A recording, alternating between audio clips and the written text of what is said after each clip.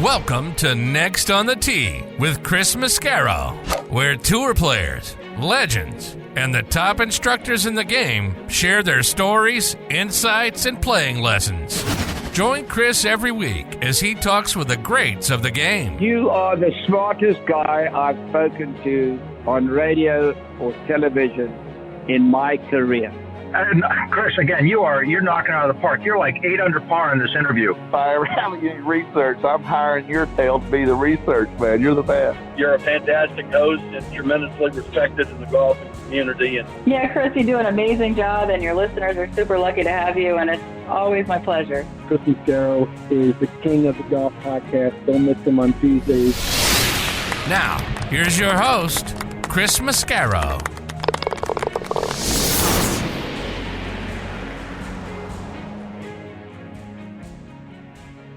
Hello, folks, and welcome back into Next on the Tee. I'm your host, Chris Mascaro, and boy, am I excited about this week's show. This lineup, 1 through 4, top notch.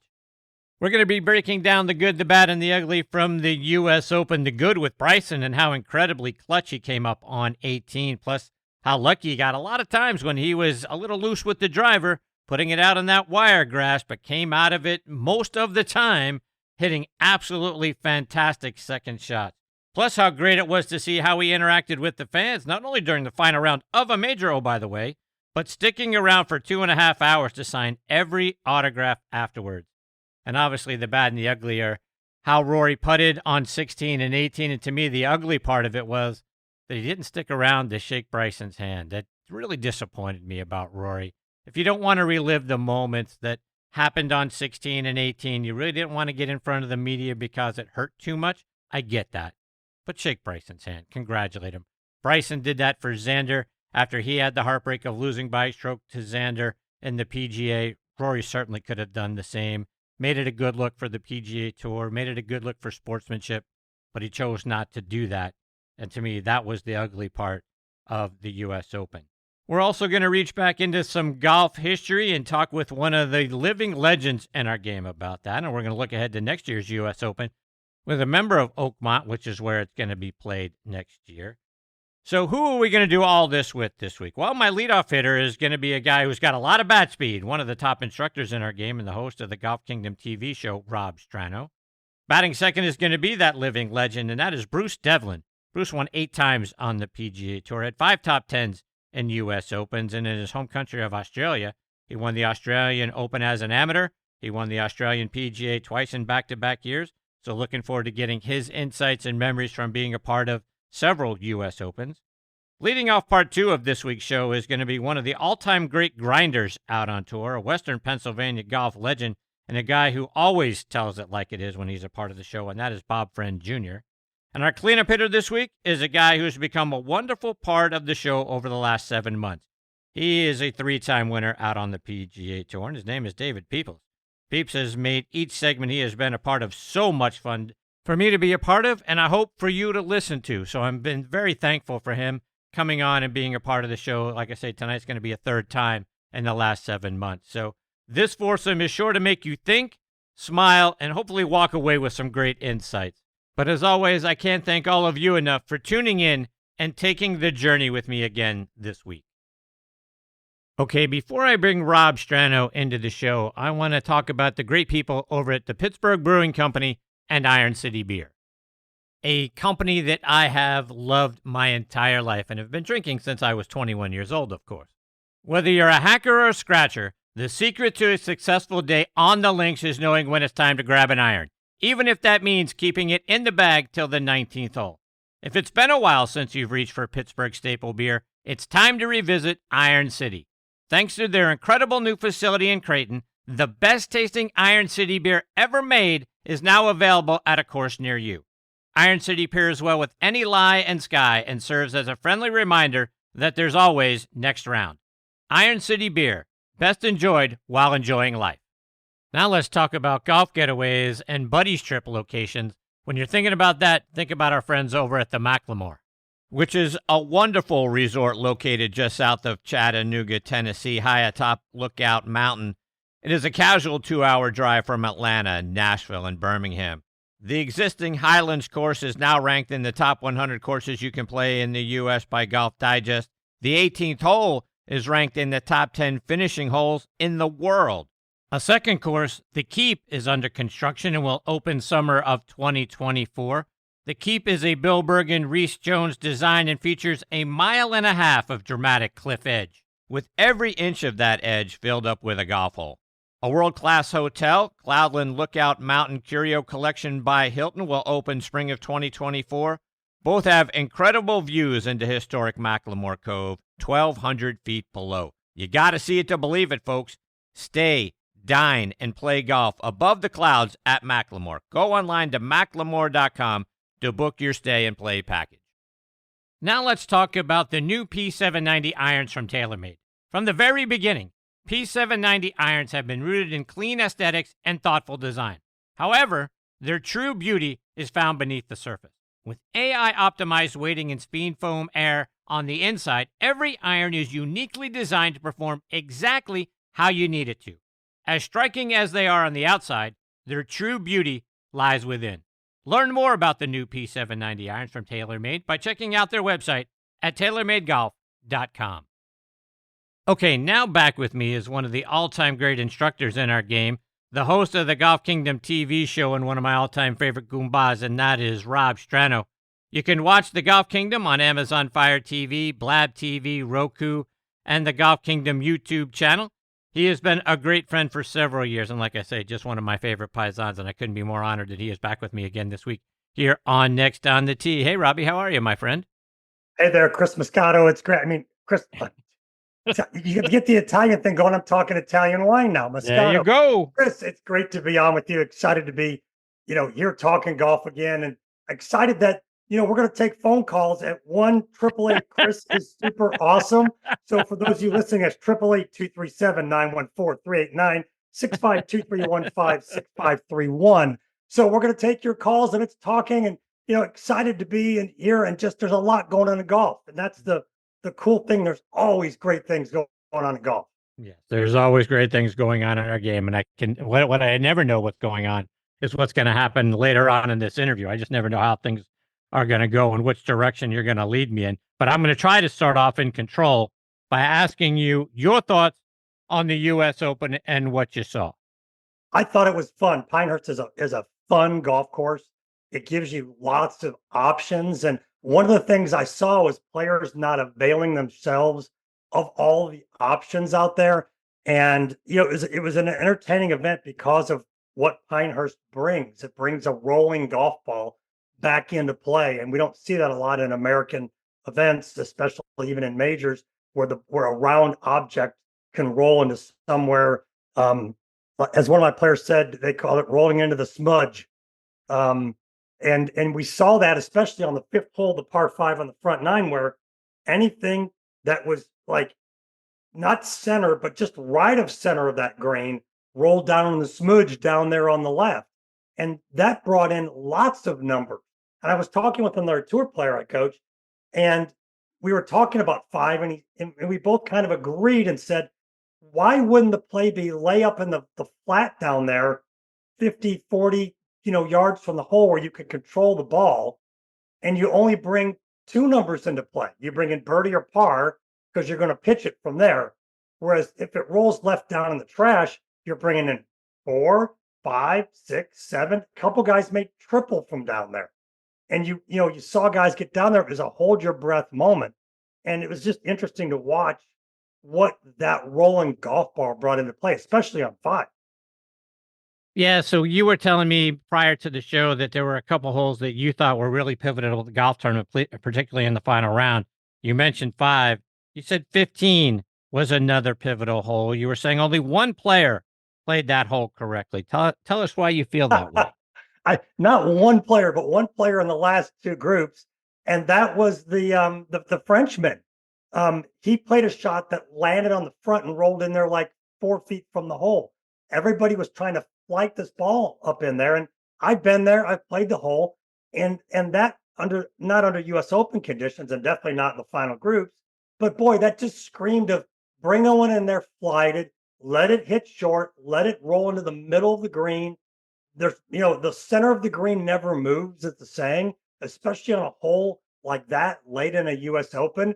And if you're going to take it deep into that green, Bryson kind of took one in there a little higher than Rory and got it to land a little softer. But man, if that carries another 6, 7, 8 feet, he's back there where Rory was. And that's just back in the smudge again. And you saw how hard it was for Rory to get it up onto the green from where he was. And, I just saw shots coming in there low and rolling back to the flag as the play at 15. And once again, we get stuck in a linear thought in golf of fly it high, land it, make it stay, as opposed to let it land and roll 40 feet. And we don't see that in our eyes in modern golf. And that was something as a player I really liked I enjoyed seeing was a firm, fast golf course where the ball would land and roll. And you had to factor that into the shot. It's got to land here and it's going to roll 40 feet. And you got to figure out how to not make it roll 50 feet because then it rolls off into trouble. Well, it sounds like what you're describing is Open Championship style of play, something we would see over in an Open where it's more of link style golf, but it's a low running game as opposed to what you're talking about, what we play here, which is a more high flighted golf ball that we hope to land softly. Is that a strategy you think some of those guys, particularly someone like Rory, you would think he would know to do that, comfortable in that kind of world? You would think Rory might have adopted that same sort of thing. Yeah, I mean, I'm sitting here with my palms to the sky going, yeah, I mean, but once again, he's been hitting stratospherically high for a long time. And, Butch was working with him on flighting his irons, especially his short irons. And I think he hit 7-iron into 15 that Sunday. And, Butch said, stop swinging everything like it's a driver. Let's make 3/4 swings, flight this ball and control these short irons. And I think you're exactly right. As a European, you would have thought that would have entered his mind. And you kind of wonder where maybe the guy in the bag was, at that moment going, hey, let's flight one in here. And maybe they don't see that shot there as an alternative. But, you're talking Europe and we got 2 Italians on the phone here, and one thing I was thinking of was, in Italy, we got our own little buzzwords, our code words, like, the code of omerta. So I'm going to give you a couple of code words and let you pick from it.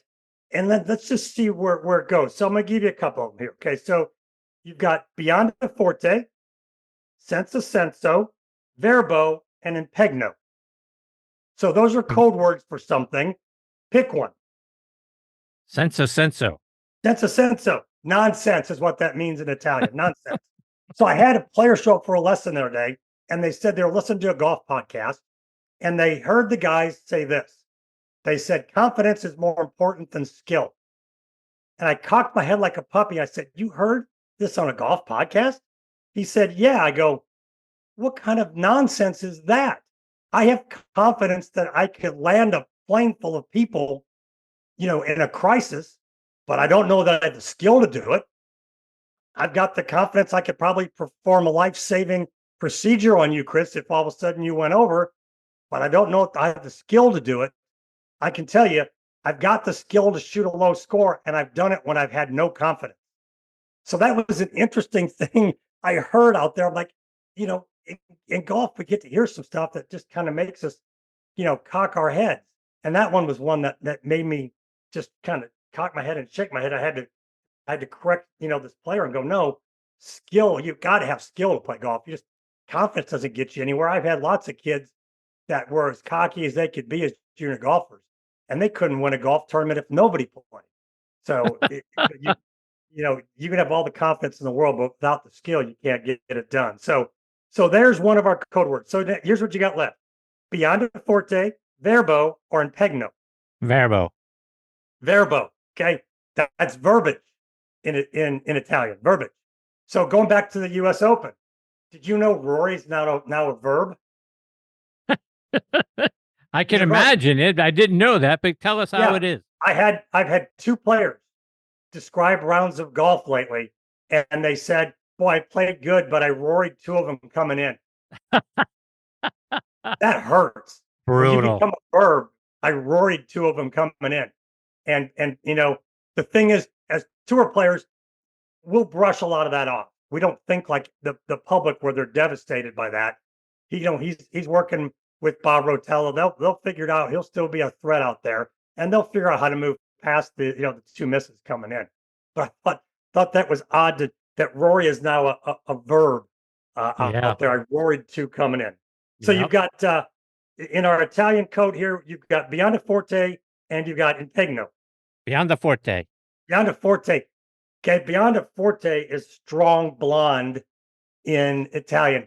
How good was my fitness and mobility coach, Courtney Weber, last week as your guest? Tremendous. She's absolutely just one of the great people you get to meet in this life. And then on top of that, she's a heck of an instructor. So, yeah, she's top notch, my friend. Kudos to you. Well, I mean, there's no kudos to me. She just kind of landed in our lap, if you want to use that phrase, at the academy. Just, we're so blessed to have her, and her focus on the players and their improvement, and the culture she's creating of making it fun while the player is working hard and attaining goals, and they don't know that they're working hard while they're doing it, because she's this cute little blonde and she's got this smile on her face, and she'll look at you and go, "Oh, give me 3 more of those," or, your form's a little off. Give me 5 more doing it right.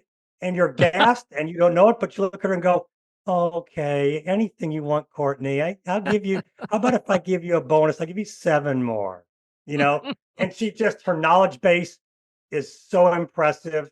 Like I said, if you're out there and you want to work with someone who is fun, knowledgeable, and gets you where you want to be, come visit us at the Strano Golf Academy down here at the beach. It's not hard to talk your spouse into coming to the beach, number one, but come down and get a program from her, or reach out to her and do something. You can do something with her remotely to work on it. But there's a lot of players out there. Every one of our players comes through, they meet with her and put it together, and we're seeing a lot of progress with that. So we got one more Italian code word here. That is impegno. You want to do that one? For sure. Okay, that one's commitment. Commitment in Italian. So that's about Hartford.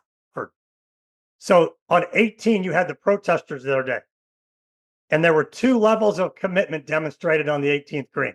You had the commitment of the one protester to go out there, but they made a mistake in that they lost their commitment and they started to slow jog on the green. That happened at the same time that one of the officers gained commitment and made a great blindside tackle. Nice. That was 2 different levels of commitment. The commitment of slowing down and jogging, and the commitment of the officer making the great blindside tackle. So kudos to him for committing and not tackling the player, but tackling through the player and driving him to the ground. And good form and all that sort of stuff, to your point. Yep, good form. So there's our Italian code words for the evening out there. So we learned, nice. The listeners learned a little Italian. We talked a little golf. What is there something you want to talk about in the show, Chris? Yeah, let me take a crack at asking some of these questions. I'll give it a try.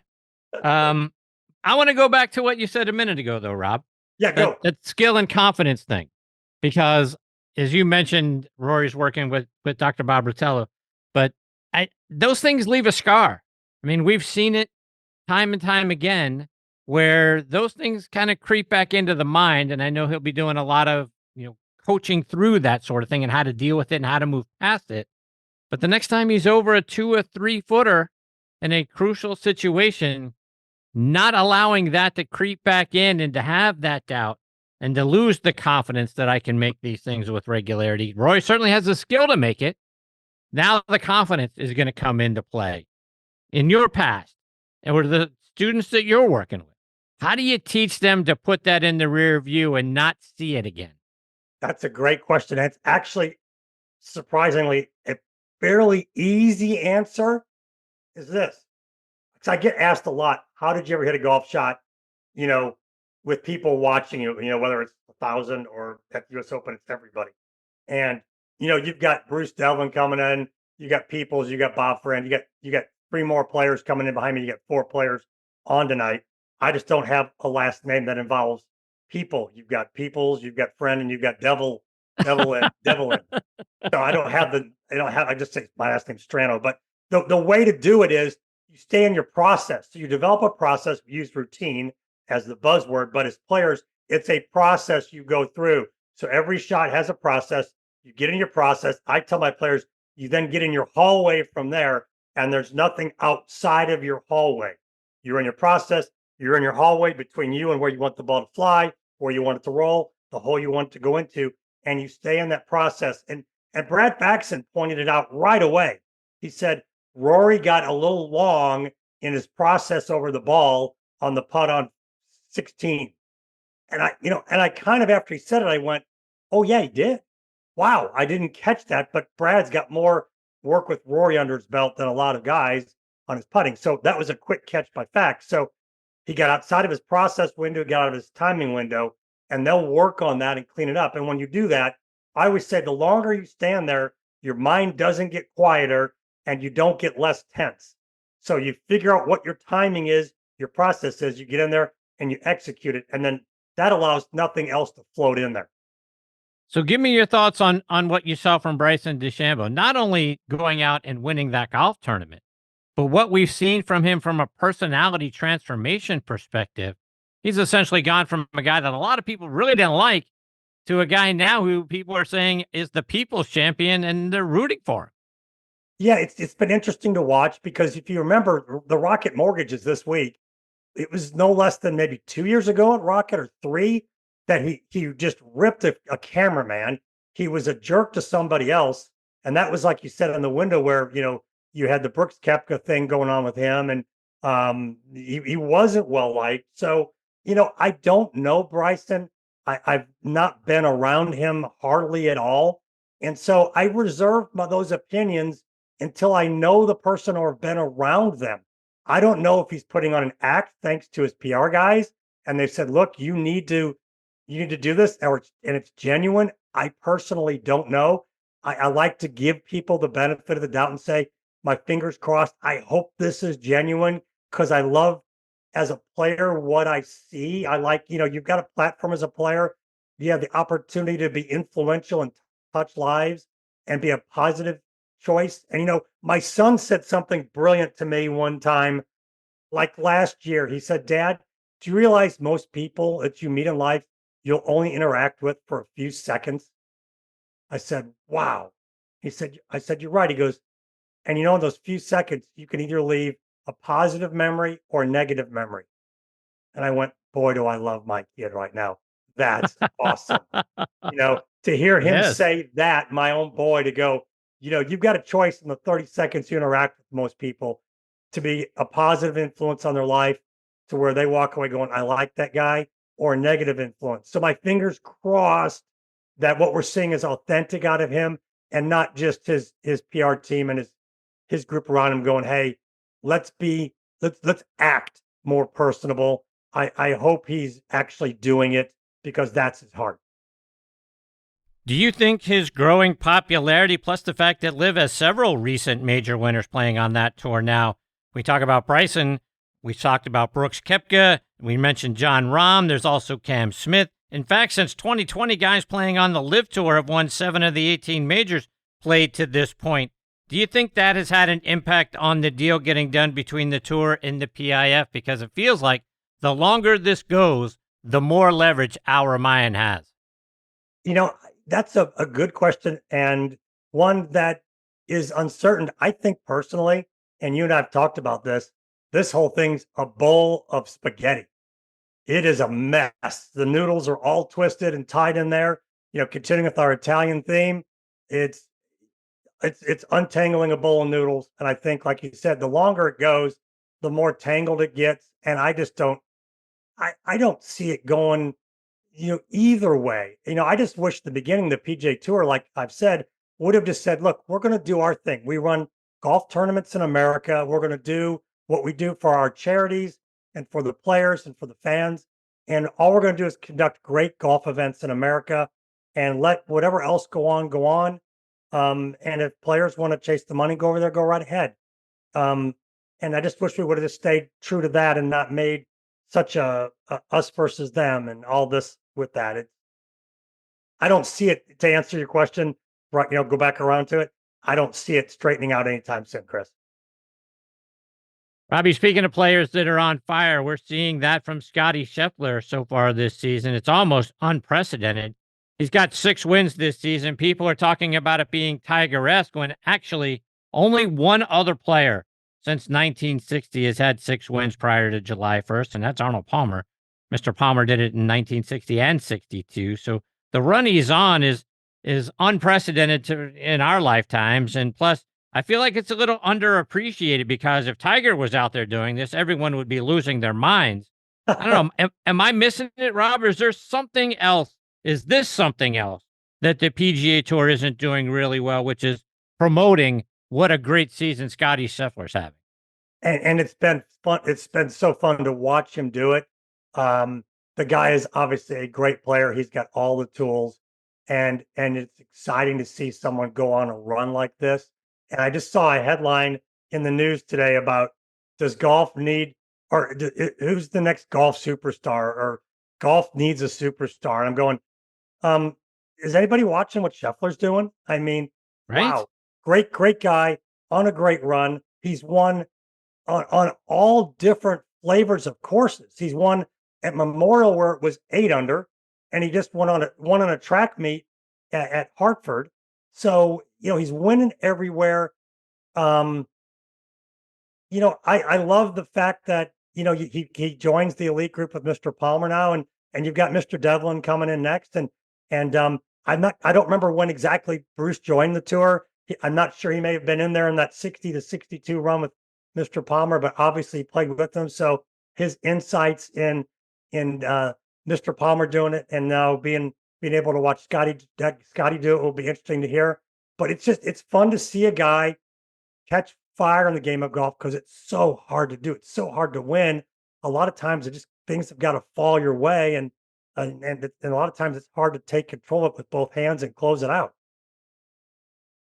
Rob, I want to take a little different turn because I want to get a playing lesson from you before I let you go. And on a recent episode of the Golf Kingdom, you gave a tip regarding how wearing a sun hat, wearing it loosely on our heads, can help us from swinging too hard. Can you share that tip with us? Well, it's actually a tip that happened in having a player with me. A lot of things that happen on my TV show, The Golf Kingdom, happen in lessons. Players will ask me a question and I'll go, how do you not know the answer to that? To me, it's a common thing. Or something will happen and I'll go, there's a good thing for the show. So I had a guy swing so hard, he threw his hat off. And I said, does that hat fit you? He goes, well, it's a little loose. And I said, can you tighten it? And he said, yeah. I said, that's a good thought. So take your hat and loosen it. And, if it's just a regular golf hat, make it really loose and try to swing and not let the bill of the hat shake around too much. The thing that we're inundated with in golf right now is power, hit it far, hit it far, hit it far. And players will swing to where they can't even hardly make contact, let alone control it. So we'll kind of loosen things up with the headwear to tighten things down with the golf swing. And when they start to get a little bit better control and balance, they can find the middle of the face. So it was fun to have a player in a lesson show me something that helps everybody. Rob, you mentioned your academy a few moments ago. You've got your golf school down there in Destin, Florida. You've also got a fairly new indoor studio along with it. Let our listeners know about all the great toys and things that you have available at the Strano Golf Academy. Well, we have the outdoor place at Kelly Plantation Golf Club, and then our indoor studios just basically right next door, outside the gates, where we just have hitting bays. We have all the technology in there. When it's 106 heat index like it was in Florida today, we are definitely in there heating it up inside and helping players improve. As you mentioned in the intro, the Golf Kingdom TV show, all 6 seasons, well, we're in season 6. They are on our YouTube channel. So go there, type in The Golf Kingdom, subscribe. You get all our guests on there. And it's a fun show to do. We enjoy doing it. We're blessed with lots of viewers. Just trying to get the YouTube channel going. That's a hard place to get going. But we've got 2 million viewers here along the Gulf Coast on our show. So we're blessed with those people weekly that get to watch it and get some golf help down here. Rob, it's always a lot of fun having you as part of the show. I always look forward to it. I can't thank you enough for taking time out of your night to come back and join me this week. I hope we get this privilege again very soon. I always look forward to it. And hey, I was the leadoff hitter tonight. So hopefully I got on base and teed it up for Mr. Devlin, Mr. Friend, Mr. Peoples coming on. You got 3 great guests after me. Not only are they the great people, but great players. And I know the rest of the show, as everybody listens, they're going to get a lot out of it. So stay tuned with Chris and his guests, and stay to the very end, because you're going to get great stuff. Thanks again for having me and for trusting me to be your leadoff guy tonight. Absolutely. And you need to be the announcer of this show. So no way. I'm not filling those. You got bigger Italian shoes than I've got. I'm not filling those. So go grab Bruce and get in there and have some fun with him. I'm going to do it. Take care, Rob. All the best in your family. We'll catch up soon. Thanks, Chris. See you, Robbie. That is the great Rob Strano, folks. Again, the Golf Kingdom. You can find it in a lot of places. Go out there and subscribe to that YouTube channel. It's on Roku. It's on Blab TV. Rob is just one of the very best. It is the Golf Kingdom is golf's only variety show. So Rob is going to teach you how to play better, and he's going to do it while you have a lot of fun and enjoy watching the way that he is going to present the information, just like the hat that we talked about a few moments ago. He's one of my all-time favorites. He's been on the show 21 times now, so I hope that gets you a little flavor of how great a friend he is and what a wonderful instructor he is. We'll catch up with him very soon. Coming up next is one of the living legends in our game and a person who is just a fantastic human being, and that is Bruce Devlin. Before I bring Bruce into the show, I was talking with Eddie Dry, VP of Domestic Sales for Strixon Cleveland Golf, at the PGA Merchandise Show earlier this year, and I said, Eddie, I like your CBX full-face wedges. How can they help an average player like me play better? Here's what he had to say. An average player, I use one, and I'm in some lies that you can't even believe. And I need all the help I can get. And the face is bigger, and the grooves go all the way up and all the way out to the toe. So if you hit it on the toe, you miss it, bam, there's a groove. So I like that. So I carry a 58. There you have it, folks. Try the new CBX full-face wedges from Cleveland Golf. I also want to give a shout-out to my friends over at On Point Golf and their great On Point ball marker. Get the #1 ball marker in the game of golf. On Point is the only 3-dimensional ball marker out there, with alignment technology and a removable coin that is approved to use according to the rules of golf. As you know, putting is all about line and pace. Mark your ball with On Point, engage with your 3-dimensional ball marker, and have more confidence in your line, execute the putt, and you're going to lower your scores. Do what the likes of Jim Furyk, PGA professionals, and amateurs alike are doing now. They use the #1 ball marker in golf and they lower their scores. You know Ken Duke and Thongchai JD. They won for the first time on the PGA Tour in 2023, and they were using an On Point ball marker. Get yours at onpointgolf.us and make more putts. And oh, by the way, you can also customize the removable coin for any club, event, or corporate outing. They make really great tee gifts and custom products. That's also going to help lower your score. I use On Point ball markers. Mine is black and gold, 3D black golf ball with a gold line down the middle to help me line up my putts. It's like having a 15th club in my bag. It's helped my game. Why wouldn't you let it help yours? Again, onpointgolf.us. See what I'm talking about. Order yours today. All right, now back and next on the tee with me is Bruce Devlin, as Rob mentioned. Bruce is a legend in our game. He won 8 times on the PGA Tour, once out on the Champions Tour. He is one of only 4 players to make a double eagle at the Masters. He held a 4-wood on the par 5 8th hole back in 1967. He played in 61 majors out there on the PGA Tour, and he made the cut in 51 of them and had 16 top 10 finishes. He has 31 professional wins overall. His last win on the PGA Tour came at the 1983 New Zealand Shell Open at the age of 46 years old. He was 57 when he beat Dave Eichelberger in a playoff to win the FHP Healthcare Classic on the Champions Tour. He retired from competitive golf in 1998 to focus on his golf course design business. He has designed over 150 courses around the world. He is also one of the all-time great broadcasters.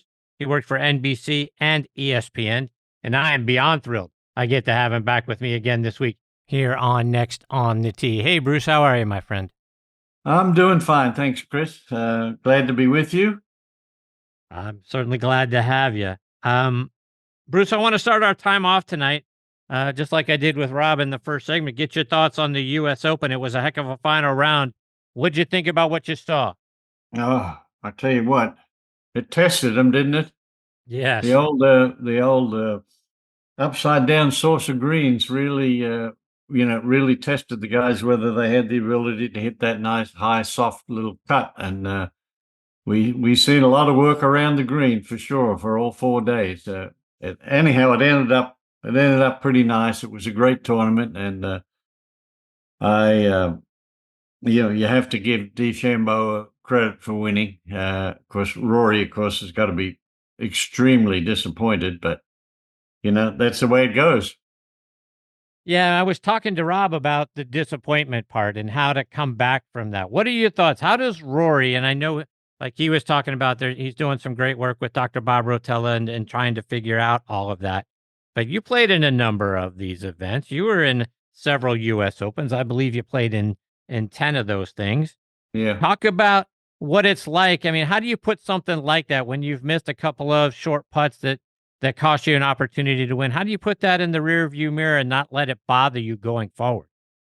Well, I think, it's back to the basics again. I mean, we all have to do that every now and again. And for him to have missed those two short putts the last few holes I think it was a shock to everyone because, in fact, he putted pretty well the last day. But I don't know.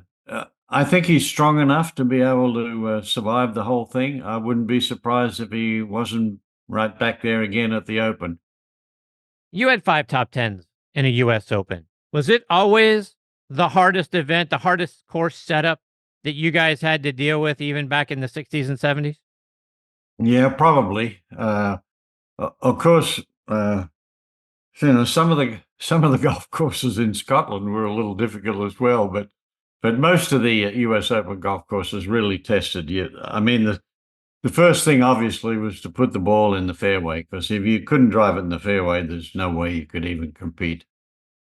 You finished tied for 10th at the 82 US Open. That's the year Tom Watson won in dramatic fashion with that iconic chip in on 17 at Pebble Beach in the final round to defeat Jack Nicklaus. You actually held the 36-hole lead that year. What do you remember about that tournament? I remember specifically, anybody that lived in San Francisco would know that the sports section of the San Francisco Chronicle was green paper. And I picked up the paper on Saturday morning and it said, "Old Warhorse leads the Open." Wow. So I do remember that. And then, I played indifferently on Saturday, and then Sunday I started off real well. I started off 4 under the first 6. And then I made a double at 9 and a bogey at 10, and then things just sort of left me from there on. Wasn't a very good finish. You also played in a lot of Open championships, including 1973 when it was played at Royal Troon. You finished tied for 18th that week. That was the year Tom Weiskopf got his only major championship. But Troon hosts the Open again next month. What do you remember about the golf course in that week? Well, that's Troon's a pretty difficult golf course, especially if if they've had any sort of weather during the early part of spring and summer where they get that rough up. But a lot of times the rough was long, but it wasn't as penal as what the US Open rough was because it just wasn't as thick. So when you think about that golf course, do you think it favors any one player over another? No, I don't think so. I think I suppose length has a little, you get a little bit more help if you can drive it a little further. But I mean, it's a great test of golf, really. You've got to golf your golf ball around there to get a decent score. I want to go back further in your career because you had 16 wins over in your home country of Australia, where you won the PGA Championship in 69 and 70. You win the Australian Open in 1960 as an amateur, oh, by the way. Yeah. Talk about getting those wins back home. Well, obviously, winning the Open as an amateur, sort of, I guess that was the start of the thought of even turning pro. I had, by that time, I'd become a master plumber working with my dad, so I didn't have much interest in in turning pro. We'd started to get more people on our staff, and we were doing a lot of business. So, it was sort of in the back of my mind. And then I come home for lunch one day, and Norman von Neider was sitting in the kitchen with my wife, Gloria, and I said, "What are you doing here?" And he said, "Well, I got a proposition for you." He said, "How much you making doing what you're doing with your dad?" And I said, "Oh, I don't know, probably $175 a week." He said, "Well, what if you turn pro and I guarantee you'd make 40,000 in a year?" And I said, "Oh boy." Anyhow, to cut a long story short, my wife is the one that really, she was the one that talked me into it. I mean, it was a pretty big move, really, when you think about it, having gone through technical college and become a master plumber, and responsible for a lot of people that were working for my dad and I. And I left him in the lurch a little bit with all those people, and obviously he had to cut down the size of his company after I left. But it was the start of it all. I'm guessing you were pretty handy around the house for all the rest of the years. Well, I used to be. Right now, I'm. If I need some help around the house, I hire somebody. No doubt. The Live Tour plays a tournament in Adelaide each year, and attendance at that tournament has been very high the last couple of years. Are you glad to see Live playing over there, or are you not on board with what they're doing? I'm not much of a Live person, to be quite honest with you. I'm, if the guys want to go and take the money and play there, that's fine. But I'm concerned that how our commissioner has kept his job here on the PGA Tour, to be quite honest with you. But that's just my opinion. Mine too. It probably probably go over like a lead balloon, but that's how I don't have a very good feeling about Live. I think it's there's too much shake, rattle, and roll going on with it for me. I much prefer the conservative side of the game. So where do you think things go from here? To your point, I'm surprised that Jay Monahan still has a job after everything that has happened, particularly with the going behind everybody's back last year. Yeah. Here we are a year later, he's still employed. I never would have guessed it. But we keep hearing that things are progressing, they're moving forward on one hand, but on the other hand, we see guys that were a part of the policy board, like Jimmy Dunn, resigning effective immediately, saying that things aren't going anywhere. That's why I'm getting out. I think that was the thing that shook me the most with the whole thing, was when Dunn decided to get out and immediately get out, when he was sort of a sort of in-between guy, I think, most of the time. But I don't know where it's going to go, Chris, to be honest with you. I suppose if you look a long way out, maybe 2 or 3 years, maybe there's some sort of an affiliation between the two groups, and they play, maybe designate maybe 10 world golf tour tournaments. I don't know. I don't know where they go from here, to be honest with you. And to be quite honest, like I said, I'm just I can't believe that Monahan's still there. Switching gears a little bit, you once said, "I'm not physically strong enough, nor do I have the mental stamina to play week after week on the tour. If I stayed out on the tour regularly, they'd have to put me in a straitjacket." Was that just a reaction after a tough stretch, or did you really feel that way? No, I was never one that could go out there and play week after week after week after week. And of course, you also got to think about the fact that I was really the first 6 years that I played professional golf. I had a wife and family in Australia, and I was going back and forth to Australia and over to Europe and into South Africa and all over the place. And it was driving me crazy.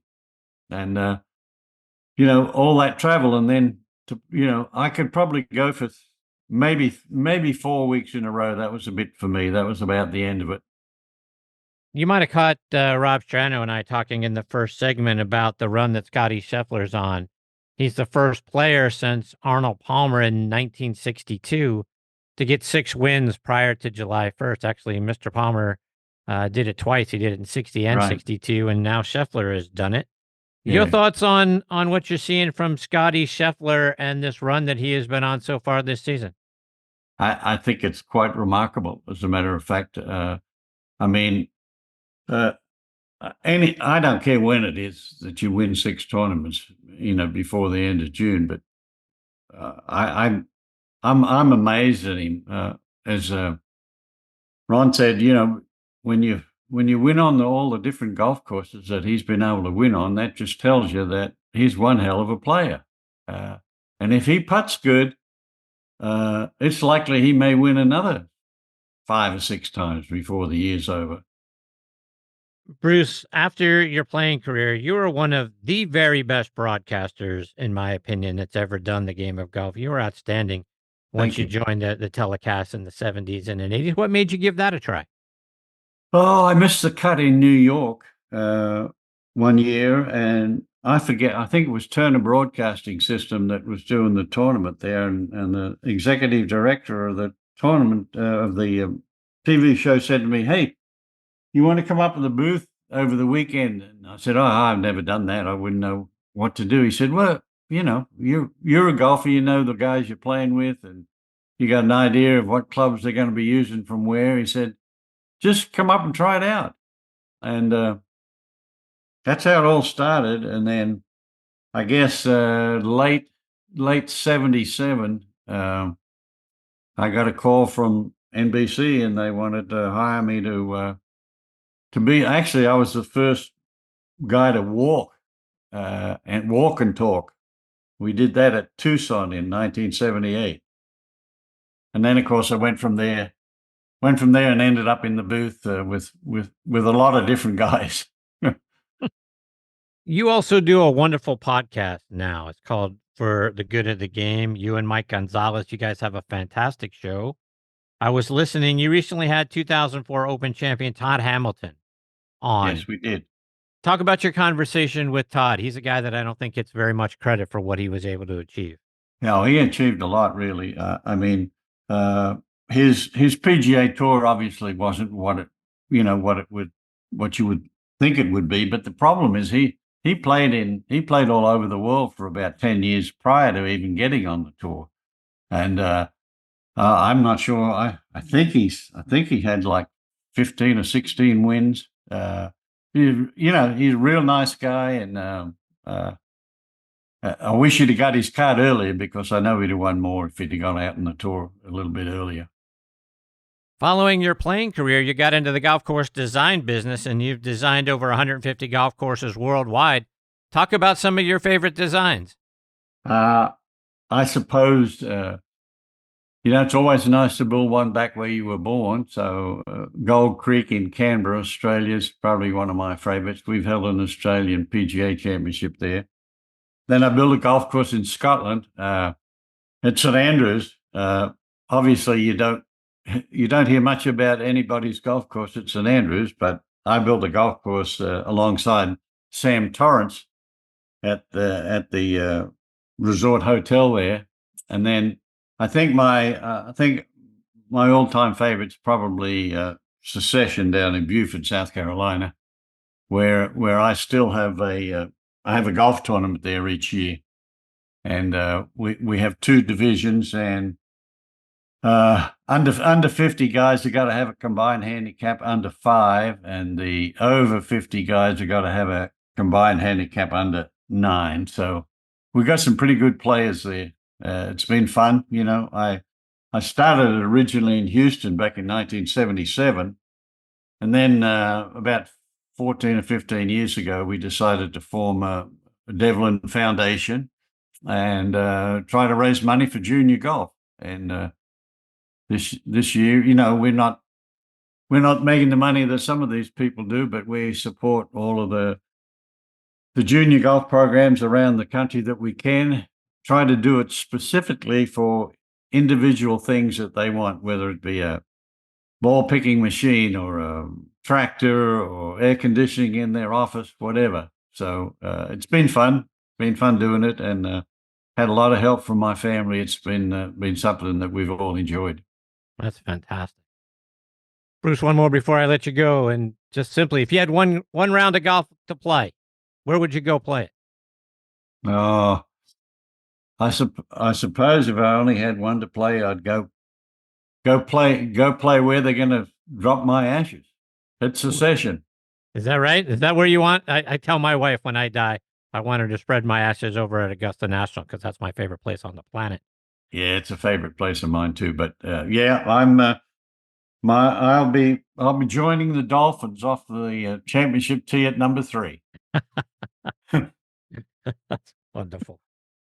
Bruce, you're such a delight. I can't thank you enough for taking time out of your night to come back and be a part of this show. It's my pleasure, Chris.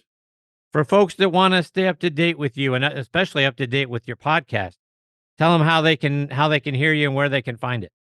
Yeah, they can hear it at they can go to any of the Spotify or Apple and just type in FORE, the good of the game, or they can get me through the DevlinFoundation.org, and that is a lot about the tournament and what we do for charities, and that's probably the 2 best ways of keeping up with me. Well, again, Bruce, I can't thank you enough. You make this show better each and every time that you have been a part of it. I hope we continue to get this privilege with you. You got it, Chris. Thanks a lot, buddy. Take care, Bruce. All the best to you and your family. You too. See you, Bruce. That is the great Bruce Devlin, folks. Is that a wonderful man or what? I mean, they just don't come better. He's meant a lot to me. This is the 3rd time that he has joined the show, but has been incredibly kind over the years. And he just has become someone that just means a tremendous amount to me. And he had a brilliant playing career.